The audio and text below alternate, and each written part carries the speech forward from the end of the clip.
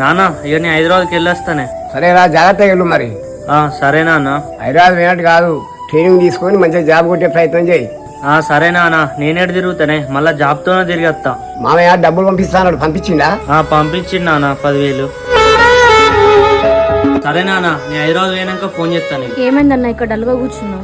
ఏం లేదు చెల్లె, ఒకప్పుడు ఏం చేసినా ముగ్గురం కలిసే చేసేటోళ్ళం. ఇప్పుడు ఎవడెక్కడన్నాడో తెలుస్తలేదు నాకు. ఏం కాదులే అన్న, బాధపడకు. కలవకుండా ఉండలేని వాళ్ళం మేము, ఇవాళ ఫోన్లు కూడా చేసుకోలేకపోతాను చెల్లె.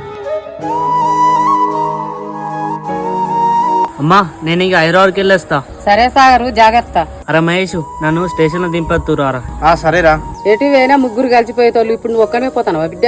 ఏం చేయాలమ్మా, వీళ్ళని నేను ఇట్లా వదిలిపెట్టి పోతా అనుకోలేదు. సరే బిడ్డ, పోతే పోతే కానీ మంచి జాబ్ చూసుకొని మంచిగుండు. సరే అమ్మా. ట్రైన్ ఎన్ని గంటలకు ఉన్నది బిడ్డ? ఇంకా గంటకు ఉన్నదమ్మా. స్నేహమన్న మాటలో ముచ్చటైన ముగ్గురు